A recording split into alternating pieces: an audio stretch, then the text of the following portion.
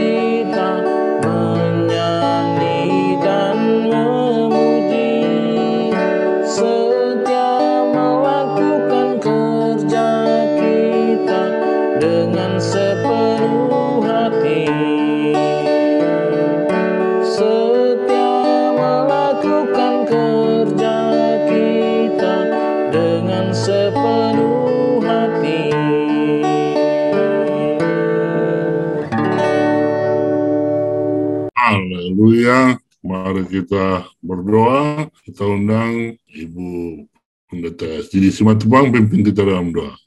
Ya Tuhan, Allah Bapa kami yang bertahta di dalam kerajaan surga, pada saat ini kami datang ke hadapan hadirat-Mu, bersyukur untuk semua kebaikan yang masih Tuhan berikan kepada masing-masing, terlebih nafas hidup. Oleh karena nafas hiduplah kami bisa berkumpul untuk mempelajari firman Tuhan secara virtual pada saat ini. Kiranya Bapa, ketika kami belajar dari firman-Mu ini, curahkanlah Roh Kudus-Mu bagi kami, agar kami mengerti akan firman-Mu. Terlebih dengan pertolongan Tuhan, kami dapat melakukan akan perintah-Mu, sehingga kami dapat menyenangkan hati-Mu. Berkati pembicara Pendeta Didi Simatupang, kiranya firman yang disampaikan itu datangnya hanya daripada Tuhan, sehingga kami yang mendengarkan mendapatkan berkat sukacita. Engkau yang memimpin rangkaian perbaktian pada saat ini, dan Engkau yang mengatur semua peralatan yang digunakan, sehingga itu semua menjadi kemuliaan bagi nama Tuhan saja. Terima kasih ya Tuhan untuk menjawab doa kami. Doa ini kami alaskan di dalam Putramu Yesus Juru Selamat Penebus kami. Amin. Amin. Terima kasih. Ya, saat ini Pendeta Didi Simatupang akan kembali menyampaikan firman Tuhan melalui tulisan Roh Nubuat Ellen White. Kemudian belajar sekolah sahabat bersama akan dipimpin oleh hamba Tuhan Pendeta James Sursina. Baiklah, mari kita siapkan hati pikiran kita mendengarkan firman Tuhan. Baik, selamat siang untuk kita semua. Shalom. Shalom. Terima kasih kembali Pendeta Samuel Simorangkir untuk waktu yang kita boleh gunakan bersama-sama. Tentu kita berterima kasih kepada Tuhan. Sepanjang setengah hari kita sudah lewati sampai menjelang pukul 12 ini. Mulai dari pagi kita beraktivitas. Kita luangkan waktu sejenak kembali untuk belajar firman Tuhan di siang hari dan berdoa. Saya senang juga pada hari ini ada sahabat yang mengikuti dari Zoom ini, dari Pangkalan Bun ini. Ini pasti ini Cimeme ini. Pendeta Samuel Simorangkir tahun 2012 kita KKR di Pangkalan Bun waktu itu. Betul. Selamat siang, Pak Pendeta. Ibu Margarita ini adalah dari Pangkalan Bun, ya. Selamat siang semua. Ya, selamat bergabung Pendeta Joseph Ringo juga, Pendeta Budi Solihin. Dan sebelum kita belajar Alkitab dari buku Sekolah Sahabat oleh Pendeta James Sursina, sebentar kita lanjutkan pembahasan dari buku Roh Nubuat, pena inspirasi yang telah menulis kata-kata yang indah untuk kita renungkan, khususnya dengan topik doa. Kita semakin diyakinkan sejak dari minggu-minggu sebelumnya bahwa kita ini selalu mendapat perhatian daripada Allah. Karena ya secara perasaan boleh saja kita seperti yang saya katakan pada beberapa hari yang lalu, kok rasanya doa kita itu seperti cuma sampai di plafon rumah saja. Kok rasanya permohonan saya itu seperti masuk di dalam daftar tunggu yang nomornya nomor kesekian saja.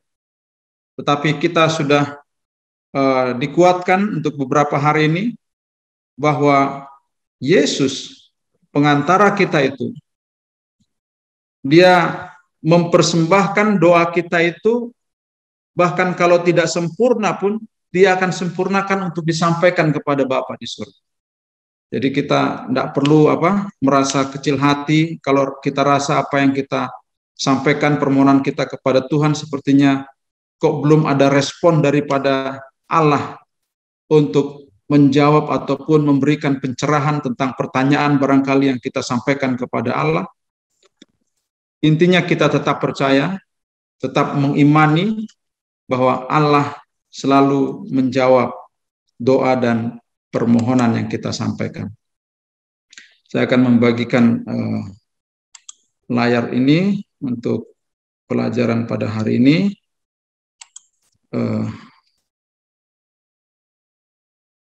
Masih mengenai janji-janji Allah sehubungan dengan doa. God's promises regarding prayer. Dikatakan di dalam buku Mendidik dan Membimbing Anak, Child Guidance, buku itu menuliskan seperti ini. Kekuatan untuk mengatasi godaan diberikan kepada mereka yang berdoa. Setiap hari kita berpacu dengan ujian, dengan tantangan, dengan godaan yang seakan-akan silih berganti menerpa kita. Tetapi berita baiknya pada hari ini, kekuatan untuk mengatasi godaan diberikan kepada saudara dan saya pada saat kita berdoa. Semua bertanggung jawab atas tindakan mereka selama berada di dunia ini dalam masa percobaan. Kita ini sedang berada di dalam sebuah masa untuk mempersiapkan kita kepada kehidupan bersama dengan Allah dan makhluk surga di dalam kerajaan surga. Jadi sekarang disebut sebagai masa pelatihan, masa ujian. Ada istilah lain, probation time dikatakan, masa percobaan. Semua memiliki kekuatan untuk mengontrol tindakan mereka jika mereka mau. Jika mereka lemah dalam moralitas dan kemurnian pikiran dan tindakan, mereka dapat memperoleh bantuan dari sahabat dari mereka yang tak berdaya. Sahabat dari mereka yang tidak berdaya itu adalah tidak lain Yesus Kristus. Semua kita tidak berdaya untuk berperang, melawan diri sendiri, melawan godaan, melawan tantangan yang datang setiap hari. Dan pada saat kita lemah, ada sahabat yang setia. Itu sebabnya ada lagu What a Friend We Have in Jesus. Yesus sahabat terindah. Betapa indahnya memiliki seorang sahabat yang adalah Yesus Kristus. Dia mengetahui semua kelemahan yang dimiliki manusia, dan jika dimohonkan, ia akan memberikan kekuatan untuk mengatasi godaan yang paling kuat sekalipun. Semua dapat memperoleh kekuatan ini jika mereka mencarinya dengan kerendahan hati. Saya senang bahkan ada sebutan, jiwa terlemah sekalipun, kalau dia berdoa, memohon kuasa, kekuatan dari yang tak terbatas itu. Setan apa katanya? Setan akan gemetar. Setan gemetar, dia akan lari. Walaupun orang itu lemah, tapi kalau orang itu berdoa, dia akan mendapatkan kekuatan.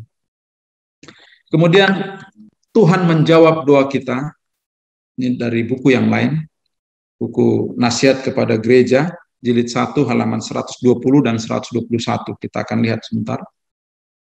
Tuhan menjawab doa kita kapan dan bagaimana Dia melihat yang terbaik. Artinya kapan Dia jawab doa kita, bagaimana Dia jawab doa kita, Allah tahu. Allah tahu kapan, Allah tahu bagaimana. Yang bisa saja kita sendiri tidak mengetahui.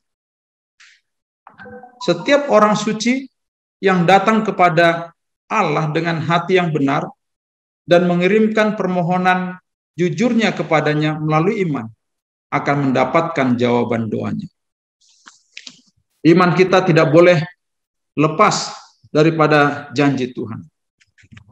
Jika kita tidak melihat, saya ganti kata ada dengan kita. Jika kita tidak melihat atau merasakan jawaban langsung atas doa-doa kita, jangan takut untuk mempercayai Tuhan.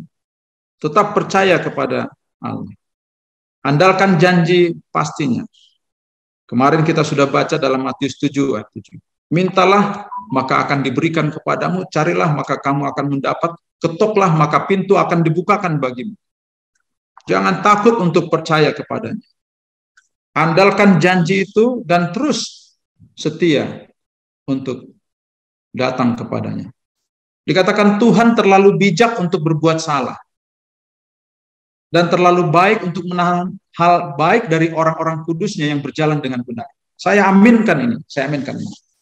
Saya pribadi punya pengalaman-pengalaman yang menyatakan bahwa Allah itu tidak kurang bijaksana untuk mengatur keperluan kita. Saya bahasakan kepada istri, kepada anak-anak saya, Allah itu matematikanya tidak mungkin salah. Kalau dia berhitung, kalau dia memberikan keperluan kita untuk hari ini, untuk bulan ini, dia tidak akan pernah salah, karena Allah tidak bisa salah.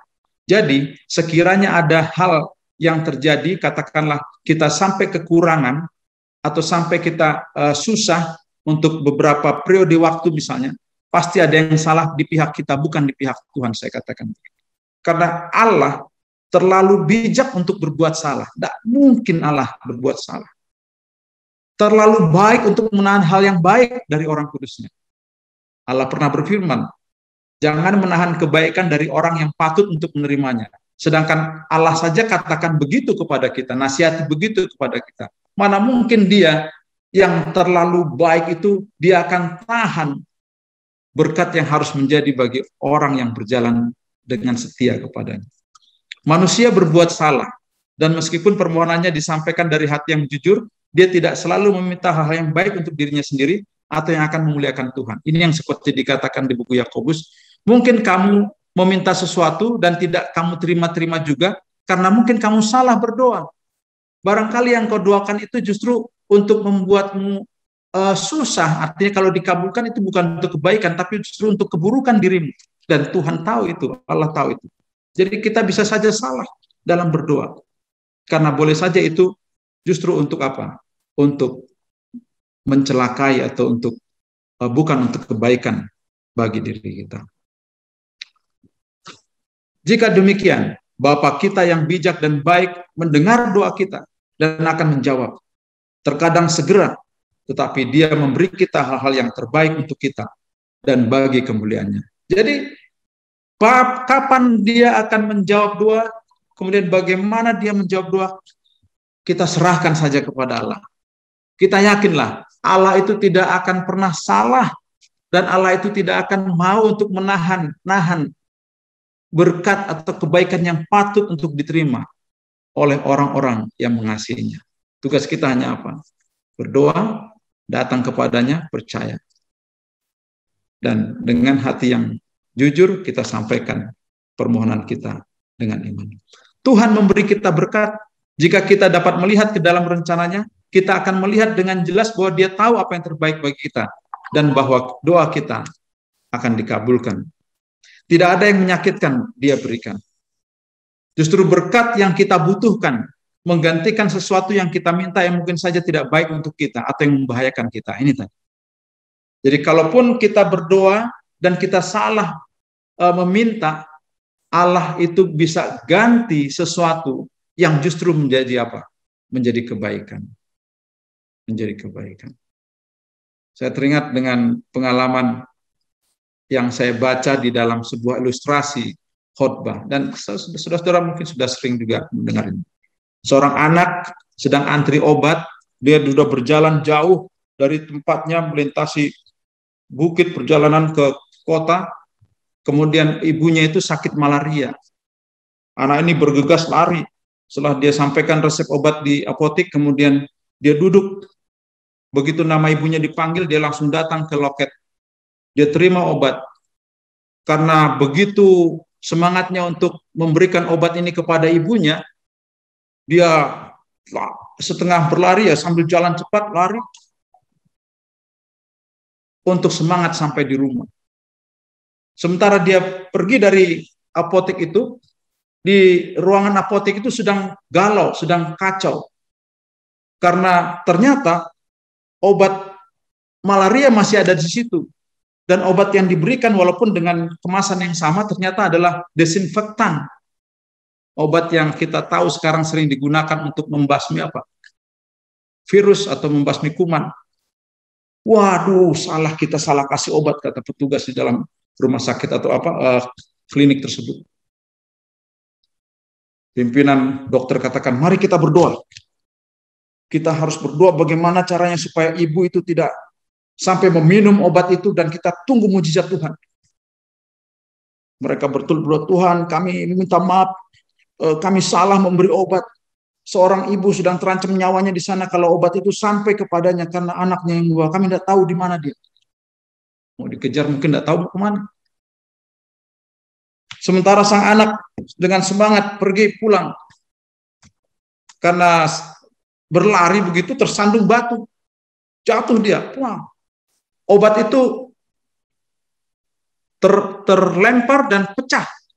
Tidak ada yang bisa diselamatkan.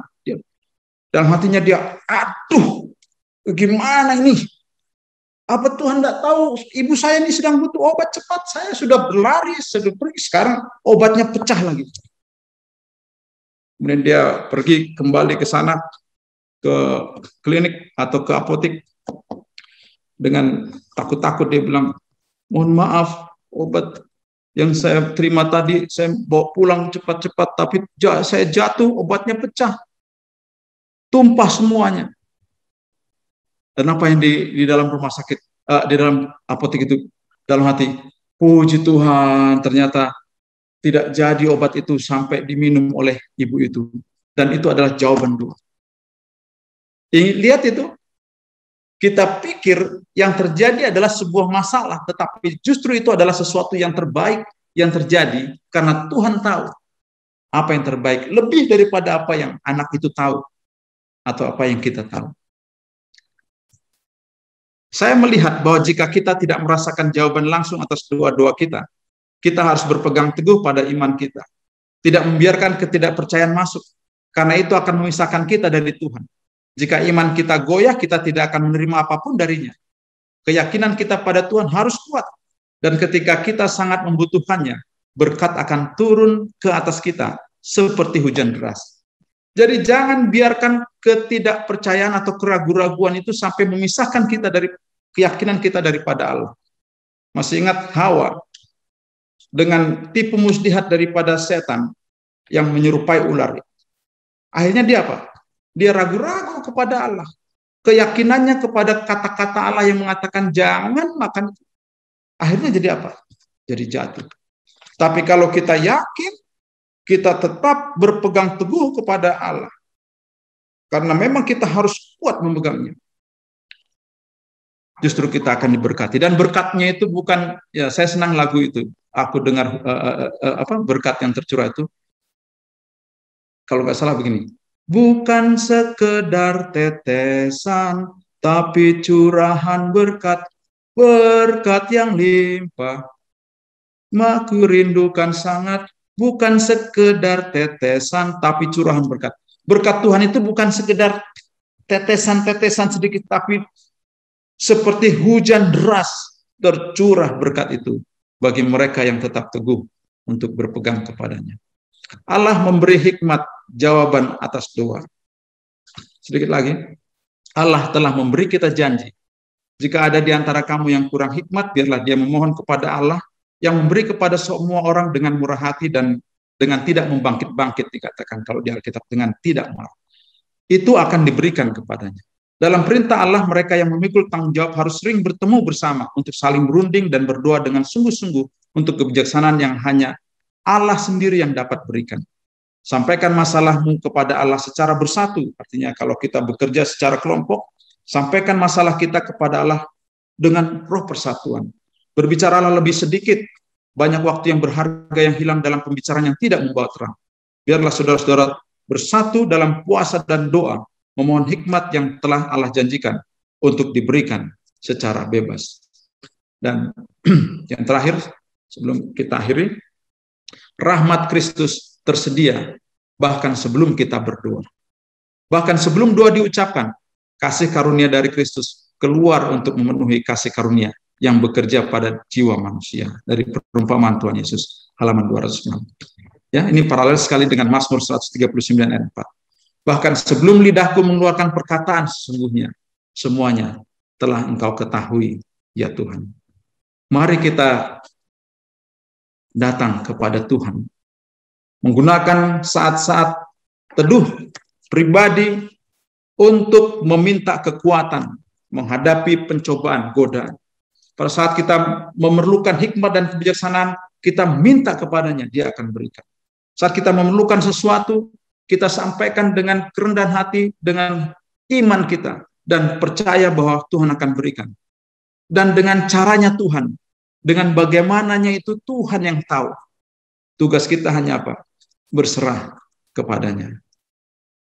Kita masih akan lanjutkan lagi pada esok hari. Sampai jumpa dalam pembahasan belajar firman Tuhan melalui tulisan inspirasi. Dan sebentar kita akan lanjutkan dengan belajar firman Tuhan lewat buku Sekolah Sahabat. Tuhan memberkati kita. Selamat siang untuk kita semua. Salam. Amin. Puji Tuhan. Terima kasih Pendeta Simatupang yang sudah memberikan nasihat firman Tuhan melalui tulisan Roh Nubuat. yang membuat kita semakin bersukacita berkomunikasi dengan Tuhan melalui doa. Baik, kita akan di sahabat, namun sebelum itu kita akan mendengarkan lagu pujian I Will Go.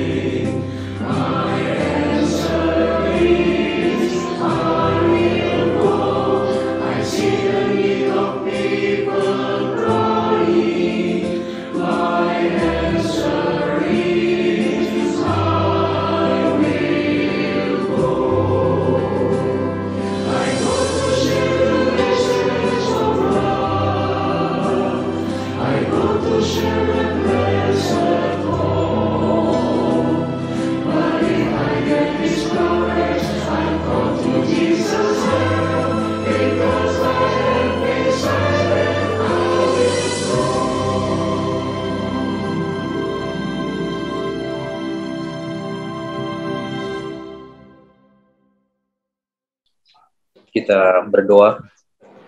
Bapa di sorga, Allah yang maha baik. Terima kasih Bapa pada siang hari ini. Sementara kami akan mempelajari pelajaran sekolah Sabat. Biarlah kuasa Roh Kudus akan mengurapi masing-masing kami, agar kami boleh mengerti, memahami, dan akhirnya kami boleh menjadi pelaku firman dan menjadi bagian umat yang sisa, yang Tuhan sudah pilih, Tuhan sudah panggil, dan bersiap untuk bertemu dengan Engkau ketika Engkau datang yang kedua kali. Terima kasih Bapa, di dalam nama Tuhan Yesus kami persembahkan doa ini. Amin. Shalom, selamat siang Bapak Ibu, saudara yang dikasihi oleh Tuhan. Tentu kita bersyukur kepada Tuhan pada siang hari ini. Kita boleh lanjutkan kita lanjutkan ibadah kita siang hari ini berupa belajar roh nubuat. Pelajaran roh nubuat. Terima kasih Pendeta Simatupang yang sudah mengawali dengan pelajaran yang begitu baik. Demikian juga kita sudah berdoa bersama-sama, dan saat ini kita akan masuk di pembahasan pelajaran sekolah Sabat yang mana kita tiba di hari Rabu, ya, tanggal 5 Mei. Di hari Rabu ini bagian dari pelajaran yang ke-6, yaitu benih Abraham. Ya.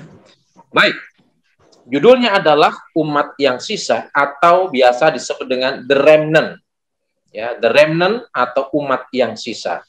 Ketika kita berbicara tentang the remnant, ini bukan berbicara secara kuantitas, tapi berbicara secara kualitas. Ya, jadi the remnant itu penekanannya bukan kuantitas berapa banyaknya, tetapi berbicara tentang kualitas, ya, umat-umat Tuhan sepanjang masa. Nah, pelajaran-pelajaran yang sudah kita pelajari berkaitan dengan perjanjian antara Allah dengan manusia, Allah dengan Abraham, Allah dengan umat manusia, Allah dengan bangsa Israel. Nah, di dalam perjalanan sejarah bangsa Israel sebagai umat Allah yang menerima perjanjian dengan Allah selalu diwarnai dengan kemurtatan. Kemudian datang hukuman Allah, muncul pertobatan, dan akhirnya kepada pengharapan. Ya. Jadi inilah siklus perjalanan perjanjian antara Allah dengan bangsa Israel dari waktu ke waktu. Ya. Adanya kemurtatan, hukuman Allah, lalu pertobatan, dan adanya pengharapan. Nah, saudara-saudara yang dikasihi Tuhan, namun di tengah-tengah siklus itu, ya, ada umat-umat Tuhan yang tetap setia, umat-umat Tuhan yang tersisa, yang menjadi milik Allah sendiri, yang akan dikumpulkannya sebagai umat Allah yang akan mengharumkan nama Allah. Ya, jadi meskipun ada kemurtatan, ada pemberontakan, ada penolakan bangsa Israel kepada Allah, tapi Allah memiliki satu umat yang tetap setia kepada Allah.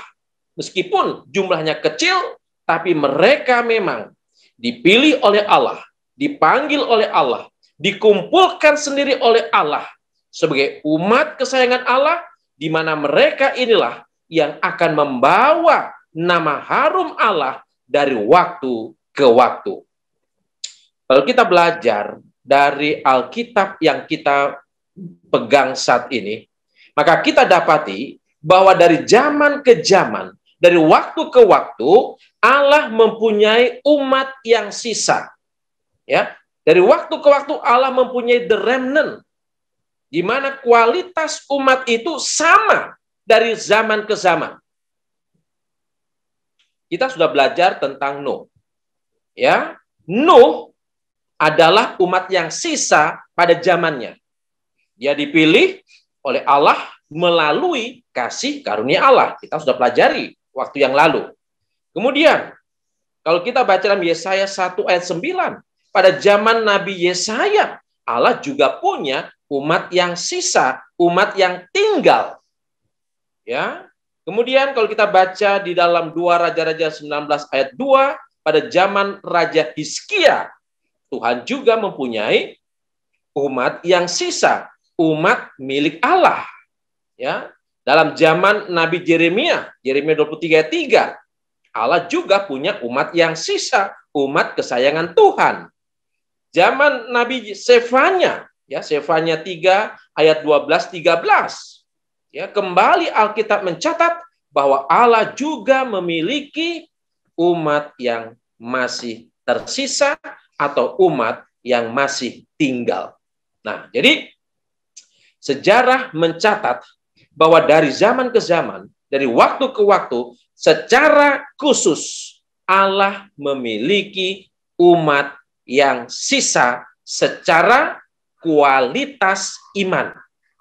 Ya. Nah, sekarang bagaimana dengan zaman kita saat ini? Apakah Allah mempunyai umat yang sisa? Ya, kita buka Alkitab kita di dalam Roma pasal yang ke-11 ayat yang ke-5. Ya, Roma 11 ayat yang ke-5 dikatakan demikian. Demikian juga pada waktu ini ada tinggal suatu sisa menurut pilihan kasih karunia. Ya, saya ulangi, dalam Roma 5 ayat 11, demikian juga pada waktu ini ada tinggal suatu sisa menurut pilihan kasih karunia. Coba lihat, Nuh dipilih, dipanggil oleh Allah melalui kasih karunia, sehingga dia menjadi umat yang sisa pada zamannya. Ya. Dan zaman sekarang pun saat ini, bahkan sampai Yesus datang yang kedua kali, Allah tetap memiliki umat yang sisa, yang dipilih oleh Allah menurut kasih karunia-Nya. Jadi keselamatan itu adalah pemberian Allah. Ya, kita diselamatkan oleh karena kasih karunia Allah, kita terima kasih karunia itu, kita dipilih, kita dipanggil menjadi umat kesayangan Tuhan. Jadi saat ini, mereka yang dipilih oleh Allah, mereka yang dipanggil oleh Allah, mereka yang mendapat kasih karunia Allah, itulah yang disebut dengan the remnant, umat yang sisa. Nah, sekarang, mengapa penting umat yang sisa itu? Kalau kita baca dalam Roma 9 ayat 27, ya. Roma 9 ayat 27 katakan demikian.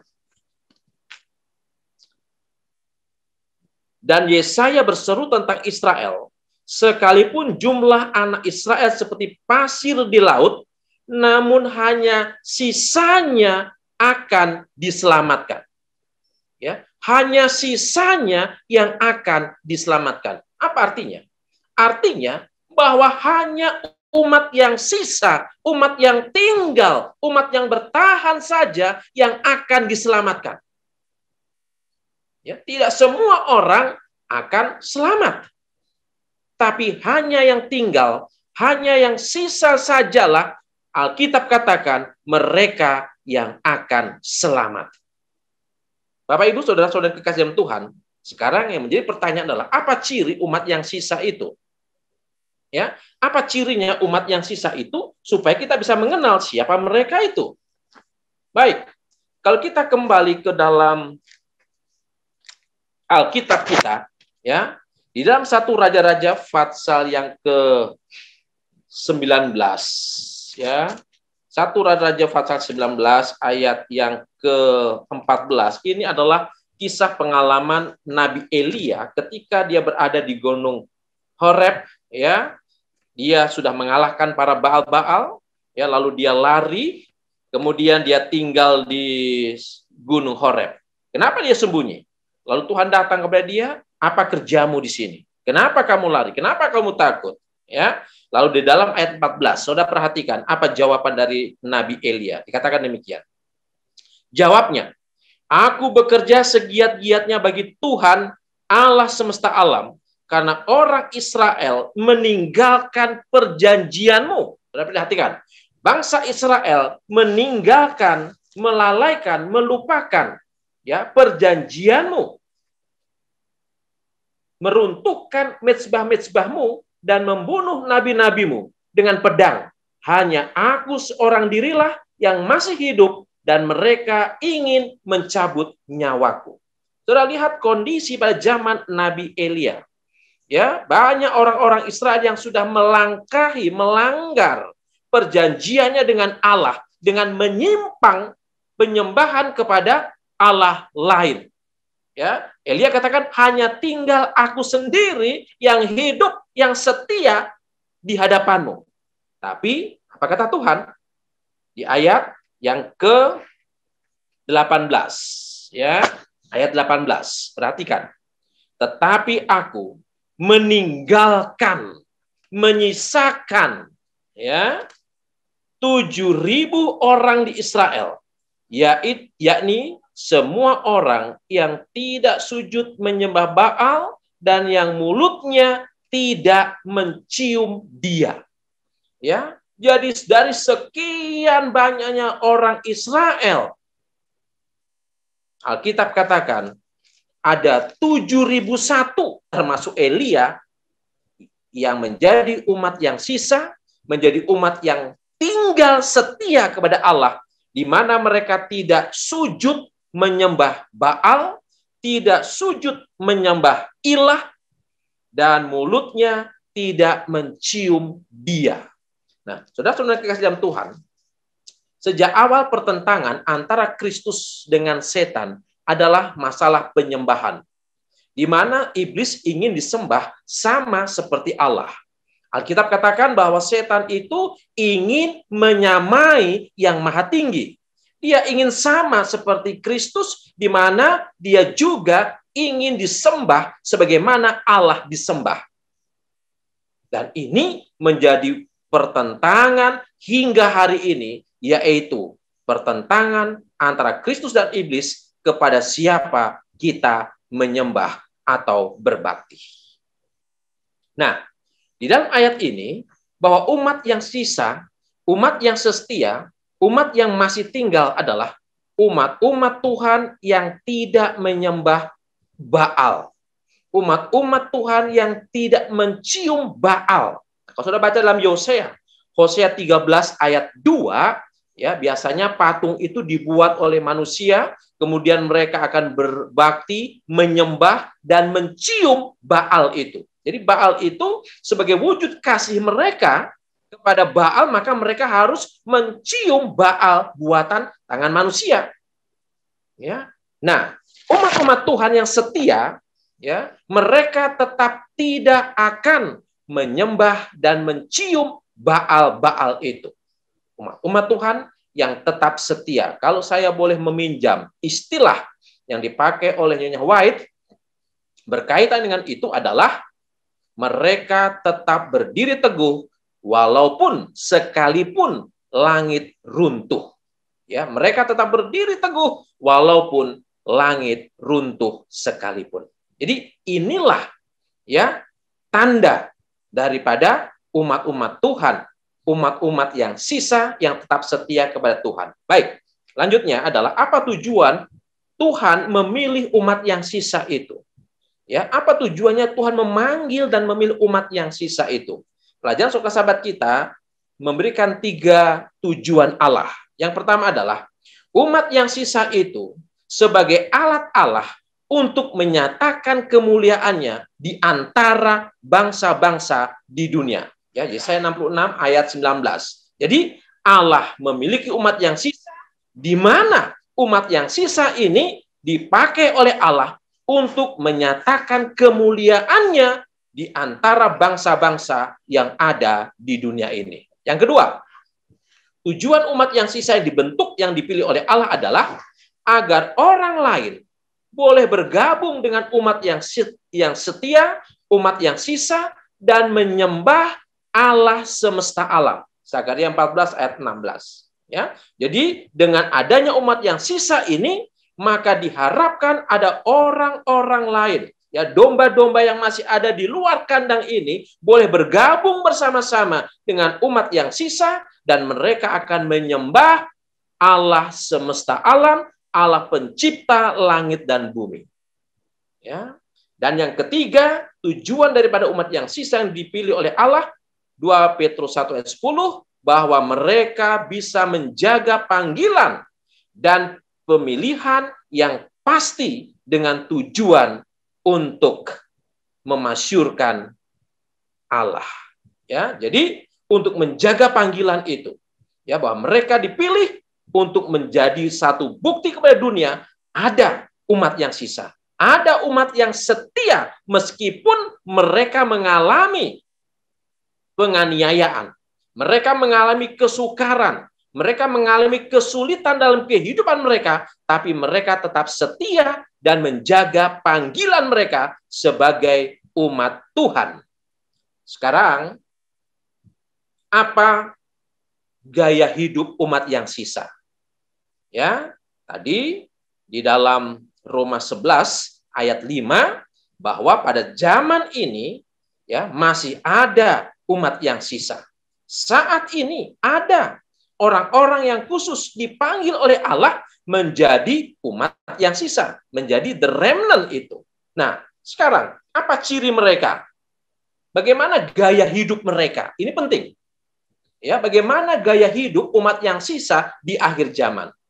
Ya, saya ambil dari buku Peristiwa-peristiwa Akhir Zaman halaman 54. Nanti saudara bisa baca di sana. Bagaimana gaya hidup umat yang sisa di akhir zaman. Yang pertama adalah, saya catat, nanti sudah boleh baca sendiri. Yang pertama adalah, mereka memiliki roh pelayanan dan pengorbanan diri. Jadi umat yang sisa itu mau melayani. Mereka dipanggil, mereka dipilih untuk melayani Tuhan. Dan mereka mau memberikan pengorbanan. Tidak mencari keuntungan diri, tetapi mereka adalah orang-orang yang berkorban. Mengorbankan dirinya untuk melayani Tuhan. Ya. Yang kedua, gaya hidup umat yang sisa adalah mereka selalu mengenakan jubah kebenaran Kristus. Ya, di mana mereka sudah dipanggil, sudah dipilih dari kegelapan dosa menuju terangnya yang ajaib, ya, maka dalam kehidupan mereka adalah orang-orang yang mengenakan bukan lagi jubah yang kotor, jubah yang lara, tetapi jubah kebenaran Kristus. Dengan demikian, mereka akan mencerminkan tabiat Kristus, mencerminkan karakter Kristus di dalam kehidupan mereka dari waktu ke waktu. Lalu yang ketiga, gaya hidup umat yang sisa adalah mereka selalu berjaga-jaga dan berdoa. Ya, berjaga-jaga dan berdoa. Program ini adalah salah satu program yang dibuat supaya kita selalu berdoa. Ya, selalu kita belajar Alkitab. Itu adalah salah satu cara untuk berjaga-jaga. Ya, dengan berdoa kita sedang berhubungan dengan Allah. Dengan berdoa kita sedang berkomunikasi dengan Allah. Semakin sering kita berkomunikasi dengan Allah, maka semakin dekat kita dengan Allah. Ya, ini adalah salah satu cara kita untuk berjaga-jaga. Ya, selain kita belajar firman Tuhan. Ya, jadi inilah pola atau gaya hidup umat yang sisa. Selalu berjaga-jaga dan berdoa. Yang keempat, gaya hidup umat yang sisa adalah mereka memelihara hari Sabat dengan benar. Dengan benar. Ya, banyak umat-umat Tuhan yang berbakti pada hari Sabat tapi nggak benar caranya. Ya, salah satu contoh adalah masih ingat ketika Lot dan keluarganya dipanggil ya untuk keluar dari Sodom dan Gomora ketika Allah akan menghancurkan dan membakar kota itu. Tuhan katakan jangan lihat ke belakang, maju terus, ya, lihat ke depan. Tapi istri Lot, Alkitab mencatat dia melihat ke belakang. Ya, artinya bahwa meskipun tubuhnya istri Lot berada di luar Sodom dan Gomora, tapi hatinya masih terpaut di kota Sodom dan Gomora itu. Banyak umat-umat Tuhan ya yang fisiknya berbakti di gereja, tapi pikirannya kemana-mana, pembicaraannya kemana-mana. Ya, ini sama seperti istri Lot. Ya, jadi umat yang sisa adalah orang yang memiliki gaya hidup dengan memelihara hari Sabat, beribadah pada hari Sabat dengan cara yang benar. Ya. Dan yang kelima, gaya hidup umat yang sisa adalah mereka setia di dalam memberikan persembahan dan persepuluhan. Jangan lupa ini. Ya, itu gaya hidup. Tidak perlu didorong-dorong, tidak perlu diingat-ingatkan lagi.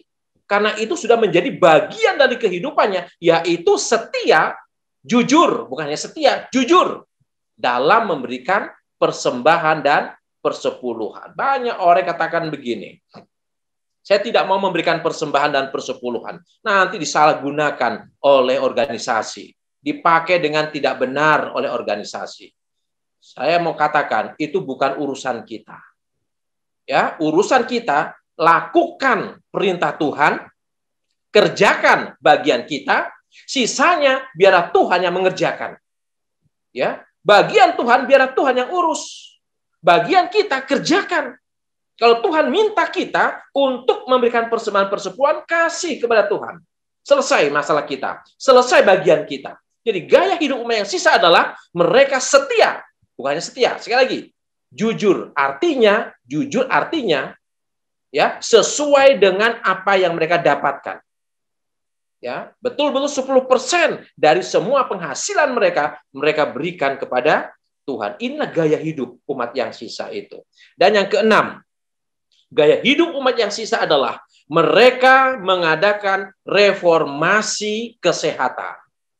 Ya, reformasi kesehatan. Saya mau katakan, ini waktunya kita harus mengadakan reformasi kesehatan.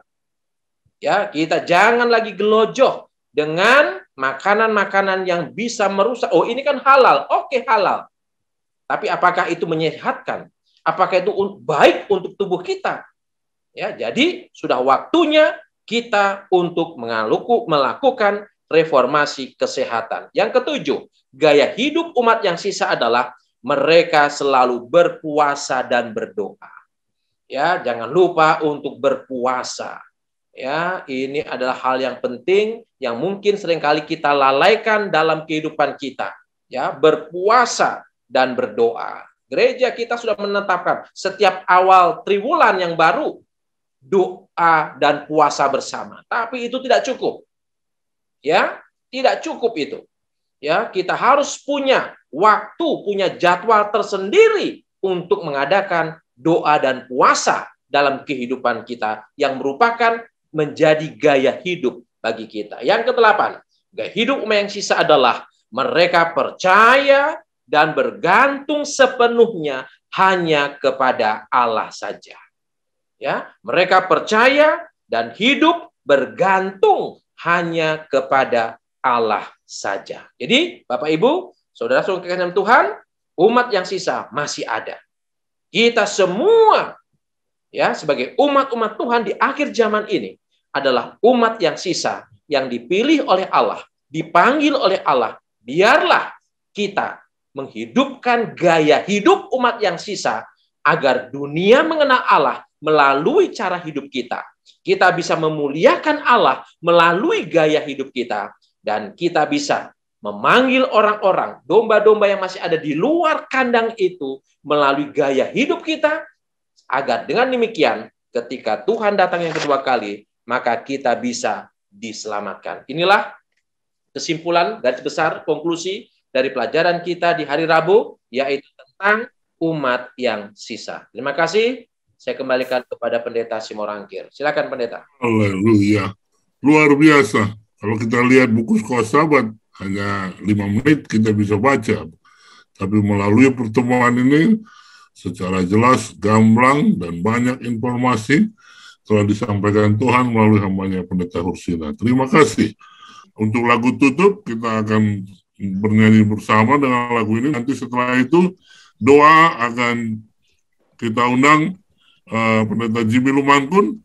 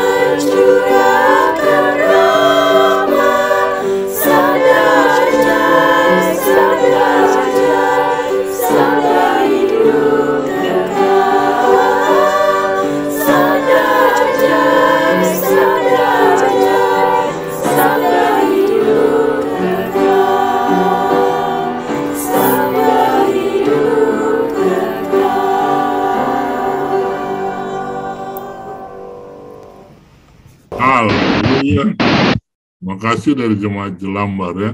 Silakan Pendeta Jimmy Lumankun, doa tutup. Mari kita tunduk kepala, kita satukan hati di dalam doa. Bapa di sorga, di siang hari yang Tuhan sudah berkati kami pada hari ini, kami menaikkan ucapan syukur dan pujian kami oleh karena kami boleh merasakan kebaikan dan kemurahan Tuhan, dan kami boleh selalu melihat bahwa berkat Tuhan selalu nyata di dalam kehidupan kami, baik berkat jasmani maupun berkat-berkat rohani. Saat ini kami bersyukur kepadamu Bapa oleh karena Engkau telah mengingatkan kembali kepada kami sebagai umat-umat Tuhan, agar kami tidak melupakan bahwa kami adalah umat-umat pilihan Tuhan, dan kami adalah umat yang sisa, yang Tuhan berikan sesuai dengan firman Tuhan. Biarlah kami tidak disombongkan atau tidak dininabobokan label sebagai umat yang sisa. Biarlah kami tetap memiliki kerendahan hati dan menghidupkan apa yang menjadi rencana dan kehendak Tuhan, agar kami tetap menjadi umat yang sisa dengan satu tujuan untuk membawa berkat, bahkan menjadi terang kepada setiap orang, sehingga domba-domba lain yang di luar kandang juga dapat melihat kehidupan kami, dan mereka juga boleh termasuk menjadi umat yang sisa yang dipersiapkan bagi. Terima kasih Engkau memberkati Pendeta James Hursina yang sudah menyampaikan akan pelajaran sekolah sahabat pada siang hari ini. Biarlah hikmat surga Tuhan karuniakan dalam pelayanan bersama dengan keluarga, dan juga Pendeta Simorangkir juga yang akan membuat acara ini, Pendeta Siringol juga, dan kami semua yang hadir. Kami boleh menikmati berkat dan kasih Tuhan. Biarlah ini bukan hanya menjadi teori dalam kehidupan kami, tetapi untuk selalu melihat kebaikan kemurahan Tuhan untuk kami hidupkan di dalam kehidupan kami. Akhirnya kami boleh merasakan dan menikmati akan berkat Tuhan, berkat keselamatan yang Tuhan karuniakan kepada kami. Kami menyerahkan kehidupan kami sepanjang hari ini dalam semua aktivitas kegiatan kami. Biarlah Engkau berkati rumah tangga kami, berkati pekerjaan kami, berkati anak-anak kami, umat-umat Tuhan, bahkan organisasi Tuhan. Engkau akan memberkati. Semuanya adalah untuk hormat kemuliaan bagi nama. Terpujilah namamu ya Bapa. Engkau telah mendengar dalam jawab doa kami, dan kami telah menerima dengan iman. Dalam nama Yesus kami sembahkan doain. Haleluya. Amin. Amin. Selamat malam, selamat sore, selamat pagi, dan juga selamat tengah malam bagi saudara sekalian semua yang sudah bergabung dengan kami di Jemaat Fisdak dari mana saja. Ya, di seluruh dunia ini kita bersyukur kita tetap dapat dapat mempelajari firman Tuhan pada saat ini dengan mempelajari pelajaran sekolah sahabat. Baik saudara sekalian, seperti biasa saya akan membagikan pelajaran sekolah sahabat kita, dan sepanjang minggu ini kita berbicara tentang benih Abraham. Dan pada malam hari ini, pada hari Selasa tanggal 4 Mei, kita akan membahas tentang Israel dan perjanjian. Ayat tema sepanjang minggu ini adalah terdapat dalam Keluaran 19 ayat 5 ya. Yesus itu menyatakan bahwa bangsa Israel dan kita yang menjadi keturunan Israel rohani akan mendapatkan akan menjadi harta kesayanganku sendiri, firman Tuhan katakan. Nah, kita akan lihat seberapa sayangnya Tuhan kepada kita, seberapa sayangnya, seberapa cintanya Tuhan itu kepada kita. Nanti kita akan lihat juga tentunya di bagian tambahan daripada pelajaran sekolah sahabat kita. Baik, mari kita lanjut lebih dahulu, kita masuk lebih dahulu kepada pembahasan kita pada saat ini yang dimulaikan dari satu kutipan dari kitab Yeremia 11 ayat 8. Sana dikatakan, tetapi mereka tidak mau mendengarkan ataupun memperhatikannya. Kita sudah bahas bagaimana Tuhan pada saat dia memberikan perjanjian kepada orang Israel, dia bukan hanya memberikan janji-janji berkat seperti pelajaran kita tadi malam, tetapi juga kutukan kalau mereka tidak mau mendengar dan melakukan segala kehendak Tuhan yang sudah menyelamatkan mereka. Jadi sini dikatakan tetapi mereka tidak mau mendengarkan ataupun memperhatikannya, melainkan mereka masing-masing mengikuti kedegilan hatinya yang jahat. Maka aku telah mendatangkan ke atas mereka segala perkataan perjanjian ini yang telah kuperintahkan dipegang, tetapi mereka tidak memegangnya. Yeremia 11 ayat 8. Perhatikan ayat di atas. Tuhan berkata bahwa dia akan mendatangkan ke atas mereka segala perkataan perjanjian ini. Tetapi dia sedang berbicara mengenai sesuatu yang buruk. Ya, apa yang dia datangkan itu bukan sesuatu hal yang baik, bukan perkataan perjanjian yang membawakan berkat, tapi Tuhan sedang berbicara tentang kutuk yang akan dapat menjadi bagian mereka, ya. Dia sedang berbicara mengenai sesuatu yang buruk. Kita cenderung berpikir mengenai perjanjian yang hanya menawarkan kepada kita sesuatu yang baik. Ya, ada sisi lain ya tentunya, ya. Prinsip ini telah dilihat pada Nuh. Allah menawarkan Nuh sesuatu yang luar biasa, pemeliharaan dari kehancuran, tetapi Nuh harus menurut supaya menerima berkat kasih karunia Allah. Jika tidak, sisi lain dari perjanjian itu akan mengikuti. Apa yang terjadi kalau Nuh tidak apa? Menuruti perintah Tuhan untuk mendirikan apa? Bahtera. Maka dia akan menjadi bersama-sama dengan umat-umat manusia saat itu. Di luar Bahtera artinya berada di dalam kebinasaan. Bandingkan ayat di atas dengan Kejadian 6 ayat 5. Ya. Ayat-ayat dalam Yeremia 11 ayat 8 berbicara mereka mengikuti kedegilan hatinya yang jahat. Bandingkan dengan Kejadian 6 ayat 5 mengenai dunia sebelum air bah. Apa persamaannya? Persamaannya ini ya. Dan kita akan lihat pertanyaan berikutnya adalah bagaimana ayat-ayat ini berbicara tentang pentingnya kita menguasai pikiran-pikiran kita. Kejadian 6 ayat 5 katakan apa?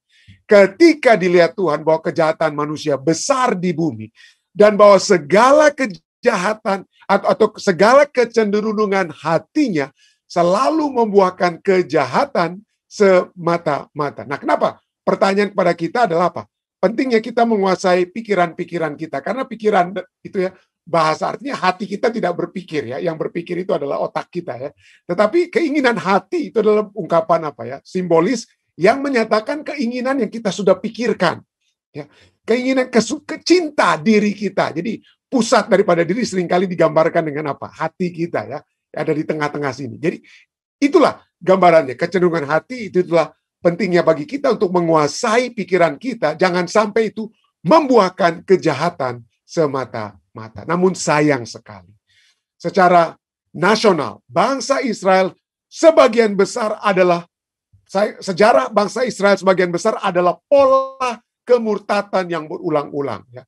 Seringkali kita lihat dari kejadian dari apa yang terjadi setelah mereka masuk ke tanah perjanjian ya di bawah pimpinan Yosua mungkin masih bagus, tapi setelah Yosua dan Kaleb meninggal pada zaman hakim-hakim, putaran atau lingkaran setan itu terus ya. Mereka masih setia kepada Tuhan, lalu mereka jauh dari Tuhan, mereka ditawan oleh bangsa kafir, lalu mereka berseru pada Tuhan minta kelepasan, diberikan kelepasan, tapi sesudah itu apa? Hilang atau melupakan Tuhan, dijajah, dan terputar-putar begitu terus. Tidak bertobat dengan sesungguhnya. Ya. Dan akibatnya, itu kemurtatan yang berulang, diikuti dengan penghukuman Allah, pertobatan, dan satu periode penurutan, lalu apa? Terputar lagi. Hanya singkat, di bawah pemerintahan Daud dan Salomo, mereka mengatur secara meluas wilayah yang dijanjikan itu. Tapi sesudah itu, bahkan mereka terpisah, ada bangsa utara dan bangsa selatan. Lihatlah ayat-ayat dari Yeremia ini tentang kemurtatan Israel. Jika, ya, ini satu kutipan dari Yeremia pasalnya yang ketiga ayat 1 dan 20. Sini dikatakan Yeremia 3 ayat 1, jika seseorang menceraikan istrinya, lalu perempuan itu pergi daripadanya dan menjadi istri orang lain, akan kembalikah laki-laki yang pertama kepada perempuan itu? Nanti kita akan lihat. Ini satu apa ya? Tuhan sedang berbicara bahwa ini orang Israel itu bagaikan istri yang tidak setia, yang apa ya? Yang lari. Nah, maukah suami yang pertama itu kembali kepada istri yang sudah bersinah, yang sudah lari dengan kata lain ya, dari sang suami? Akan kembalikah laki-laki yang pertama kepada perempuan itu? Ayat 20. Bukankah negeri ini sudah tetap cemar? Engkau telah bersinah dengan banyak kekasih dan mau kembali kepadaku? Demikianlah firman Tuhan. Ini masih ayat pertama, ayat 20. Tetapi sesungguhnya, seperti seorang istri tidak setia terhadap temannya, demikianlah kamu tidak setia terhadap aku, hai kaum Israel. Demikianlah firman Tuhan. Ya. Jadi, akankah Tuhan menerima istri bangsa Israel yang sudah bersinah dengan banyak kekasih? Nah, ini pertanyaannya. Nanti kita akan jawab di bagian tambahan kita ya. Allah inginkan bukanlah sekedar persetujuan resmi yang dingin yang dibuat di antara dua orang perbisnis yang berusaha untuk membuat kesepakatan terbaik untuk diri mereka sendiri. Jadi perjanjian Allah dengan Israel itu bukan karena apa ya? Bukan karena perjanjian yang dua pebisnis yang oke, ada yang untung yang dapat kita masing-masing miliki. Bukan seperti itu. Tapi hubungan perjanjian antara Allah dan orang Israel itu, di sini dikatakan hubungan perjanjian adalah mereka itu adalah satu komitmen, sesuatu yang serius dan suci, sama seperti perkawinan. Ya, jadi hubungan perjanjian antara Allah dan orang Israel itu adalah seperti apa? Perkawinan, ya. The covenant of marriage, yang menjadi alasan mengapa Tuhan menggunakan gambaran yang dia lakukan, ya. Jadi seperti suami dan apa? Suami dan istri. Poinnya adalah kemurtatan Israel tidak berakar pada pelanggaran, tetapi pada satu hubungan perjanjian dengan Tuhan yang hancur. Satu kehancuran yang diakibatkan oleh pelanggaran yang pada akhirnya membawa hukuman kepada mereka. Tuhan tetap setia, tapi mereka yang lari-lari terus. Mereka terus yang lari dari Tuhan. Nah, pertanyaan bagi kita di akhir tulisan pelajaran sahabat, ya.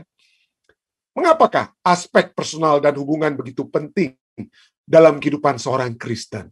Ya. Mengapa jika hubungan kita dengan Tuhan tidak benar, kita cenderung jatuh ke dalam dosa dan apa? Pelanggaran. Itu sama seperti apa ya? Kalau kita melakukan pelanggaran, melanggar kesucian pernikahan kita, misalnya kita menyeleweng. Apa yang terjadi pada saat kita menyeleweng? Maka apa yang terjadi adalah bukan hanya satu dosa, bukan hanya dosa persinahan, dosa hukum ketujuh yang kita langgar, tetapi mungkin di situ berdustanya di situ dan lain sebagainya, atau mungkin mengingini istri orang lain atau mengingini suami orang lain. Jadi kita akan terus jatuh ke dalam lingkaran demi lingkaran dosa dan pelanggaran. Juga pertanyaan bagi kita, apa yang akan Anda katakan pada seseorang yang menanyakan pertanyaan ini? Bagaimana saya dapat mengembangkan satu hubungan yang dalam dan penuh kasih dengan Allah? Yang dalam dan penuh kasih. Bagi saya pribadi, kita akan dapat menjalin satu hubungan yang dalam dan penuh kasih dengan Allah kalau kita mengetahui tentang kasih Allah yang begitu besar kepada kita. Ya. Kalau kita mengetahui dengan begitu, bagaimana kita mengetahui kasih Allah yang besar? Pada saat kita membaca firman-Nya, pada saat kita mempelajari firman-Nya, dan pada saat kita memiliki satu hubungan, ya, dalam doa, saya mengajak kita semua, ya. Saya memiliki seperti saya selalu ulang-ulangi, ya. 1 tahun terakhir saya memiliki seperti satu mujizat. Saya minta kepada Tuhan, kalau Tuhan bangunkan saya jam 4 pagi, ya, tidak pakai waker.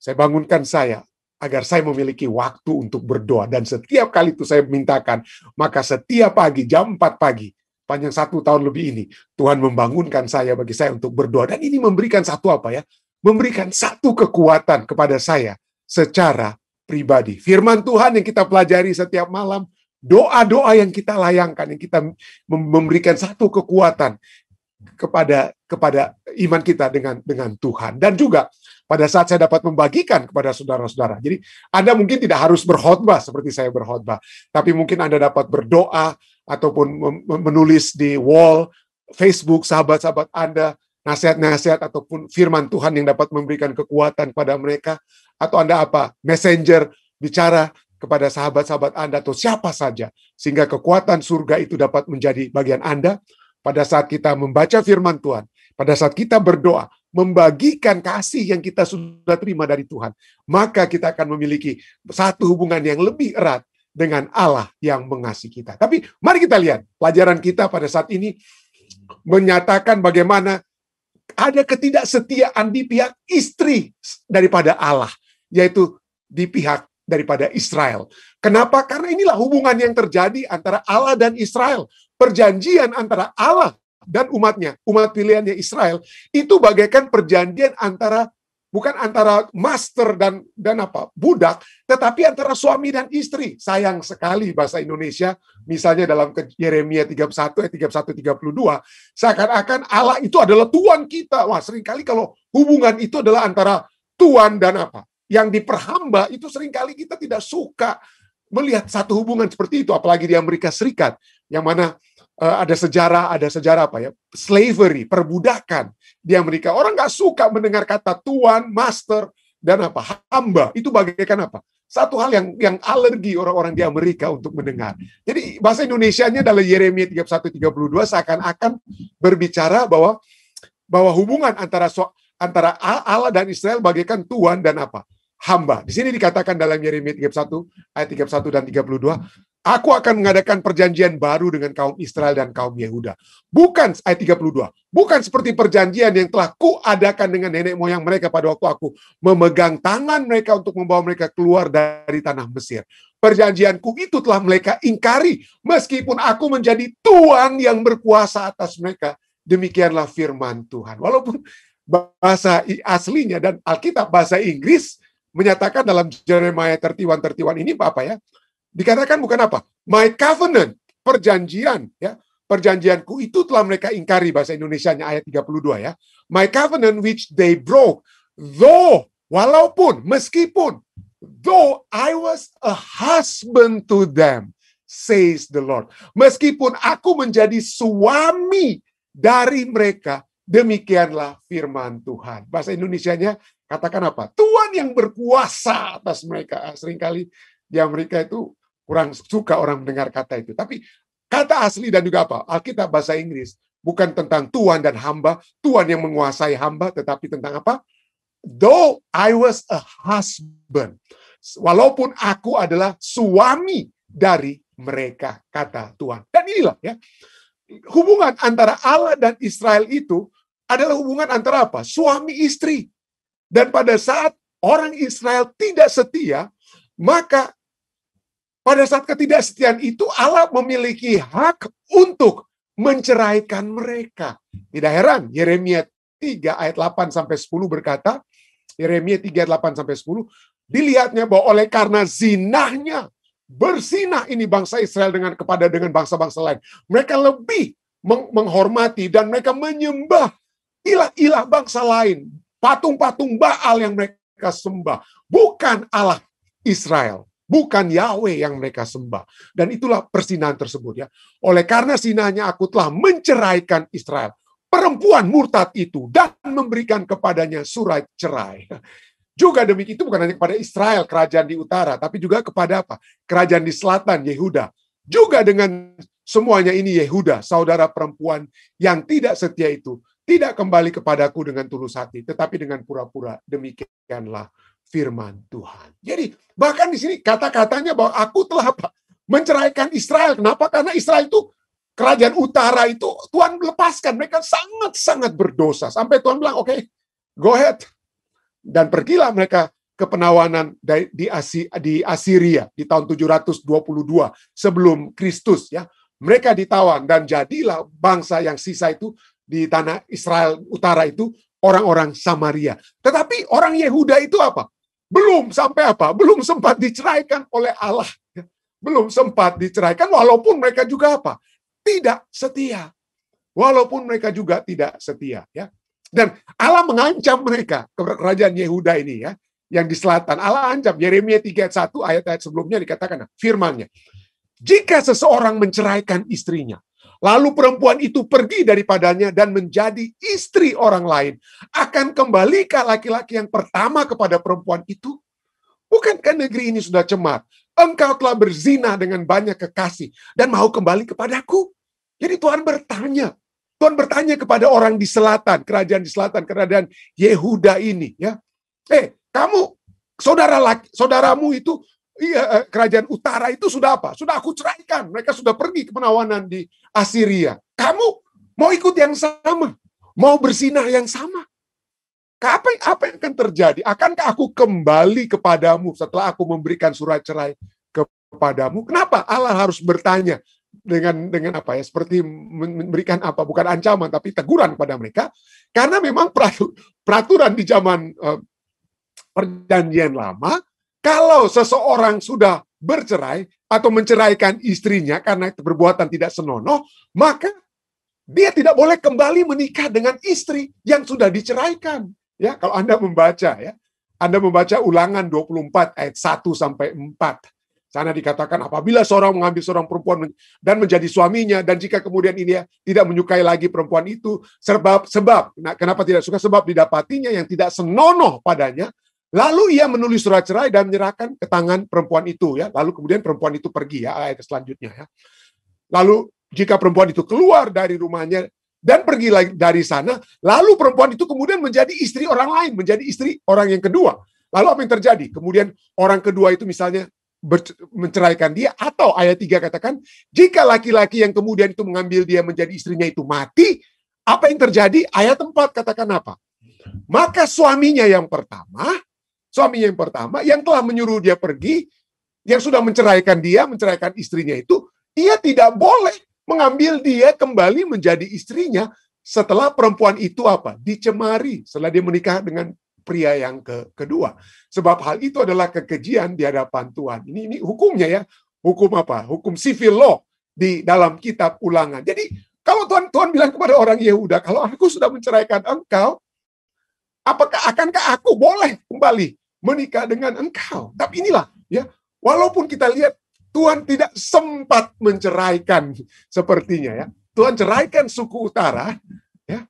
Tetapi kepada suku yang di selatan, walaupun berzina, Tuhan masih sudah hampir menyerahkan surat cerai, tapi belum sempat. Sepertinya Tuhan menyerahkan apa? Surat cerai tersebut. Kenapa? Karena kasihnya. Dia apa, ya? Dia kejar terus istri yang bersinah tersebut. Yeremia 3:12 katakan apa? Pergilah kepada Nabi Yeremia. Pergilah menyerukan perkataan ini ke utara. Katakanlah, kembalilah hai Israel, perempuan murtad. Ini sebelum Israel apa, ya? Betul-betul diceraikan. Tuhan sudah apa? Berikan kesempatan untuk apa? Kembali. Ini pada kerajaan utara, ya. Kepada kerajaan Israel. Kembalilah hai Israel, perempuan murtad. Demikianlah firman Tuhan. Mukaku tidak akan muram terhadap kamu, sebab aku ini murah hati. Demikianlah firman Tuhan, tidak akan murka untuk selama-lamanya. Ayat 13, hanya akuilah kesalahanmu, sadarlah bahwa engkau telah mendurhaka terhadap Tuhan Allahmu, telah melampiaskan cinta berahimu kepada orang-orang asing di bawah setiap pohon yang rimbun dan tidak mendengarkan suaraku. Demikianlah firman Tuhan. Jadi kepada bangsa utara sekalipun, bangsa Israel sekalipun, sebelum Tuhan memberikan surat cerai, Tuhan sudah berkali-kali apa?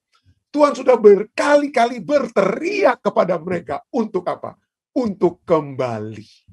Dan bahkan Tuhan memberikan satu contoh. Saya tidak tulis di PowerPoint kita, ya. Tapi mari Anda baca. Kalau saya undang baca kitab Hosea. Anda tahu, ya, kitab Hosea di Perjanjian Lama.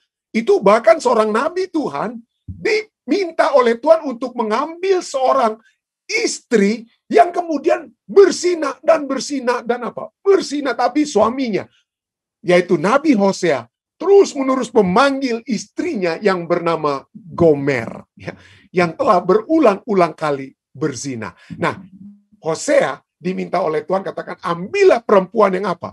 Bahasa aslinya itu adalah Ezet Zenunim, ya. Dia bukan seorang, dengan kata lain, dia belum boleh dikatakan, ya, pada saat dia mengambil Gomer itu belum menjadi seorang pezina. Kenapa? Karena bahasa Ibrani yang digunakan adalah Ezet Zenunim. Itulah sebabnya Alkitab bahasa Inggris seperti New International Version menyatakan, get for yourself promiscuous wife. Wanita yang apa? Ya, bukannya sudah penzina, tetapi apa, ya, wanita yang tidak terlalu baik, ya, tidak terlalu baik, dengan kata lain. Ada tendensi untuk menjadi pezina, masih Ezet Zenunim, tapi dia bukan seorang, bahasa Ibrani untuk pezina artinya zonah, ya. Tetapi istri daripada Hosea, Gomer ini belum menjadi zona. Dia masih Ezet Zenunim. Itu salah satu apa, ya, interpretasi yang ahli-ahli Alkitab ada. Tetapi dia memiliki tendensi untuk menjadi pezina atau menjadi zona. Tapi itulah resiko. Jadi Hosea mengambil seorang istri yang memiliki resiko untuk menjadi pezina, wanita yang istilahnya orang Filipina bilang kayak landi-landi, ya, yang apa, ya, yang bahasa Jawanya, ya, bahasa pasar Jawa mungkin kayak ganjen gitu, ya. Tetapi dia belum menjadi seorang apa?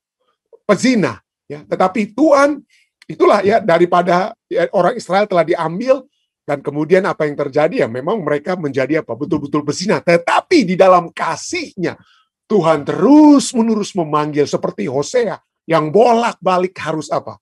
Bolak-balik harus mengambil kembali istrinya yang sudah apa? Bersinah dengan lelaki lain ya. Disinilah ya bagaimana kasih Tuhan yang begitu apa? Kasih Tuhan yang begitu hebat. Yeremia 3:14 katakan apa? Kembalilah hai anak-anak yang murtad, demikianlah firman Tuhan. Karena aku telah menjadi Tuhan atas kamu. Sayang sekali bahasa Indonesianya menggunakan kata apa? Tuhan. Ya. Bahasa Inggrisnya dari aslinya katakan apa? Jeremiah 3:14. Return faithless people, declares the Lord. For I am your husband. Aku adalah suamimu. Ya. Ini bukan tentang Tuhan dan hamba, tetapi hubungan antara suami dan apa? Istri. Walaupun istrinya tidak setia, Allah adalah suami yang penuh rahmat. Kembali, bertobat saja ya. Akui pelanggaranmu. Berdoa kepadaku. Dan kata lainnya, kita semua manusia, saudara dan saya manusia berdosa. Begitu hebat mungkin dosa-dosa kita. Tetapi selagi saudara dan saya mau untuk berlutut dan berbicara kepada Tuhan, Tuhan, saya sudah berdosa, ini dosa saya. Akui dosa-dosa kita. Maka Tuhan katakan apa? Kamu akan kembali menjadi apa? Menjadi istriku. I am your husband. I am your husband. Kenapa? Inilah sebabnya ya. Walaupun Tuhan, kasih Tuhan itu begitu besar kepada orang Israel. Ya, minimal kepada apa? Janjinya kepada Abraham. Walaupun ada satu bagian dari Israel, atau kerajaan utara, itu memang betul-betul diceraikan oleh Tuhan. Tetapi masih ada kerajaan utara yang terus-menerus apa? Dan kita lihat bagaimana walaupun kemudian orang-orang Yahudi, orang Israel yang sisa itu kembali dalam pembuangan Babel, lalu kemudian mereka menolak Yesus. Tetapi dari waktu ke waktu kita melihat Tuhan tetap memiliki the remnant, umat sisa. Dan inilah yang dijelaskan oleh Rasul Paulus dalam Roma 11 ayatnya yang pertama sampai 2 dan ayatnya yang kelima.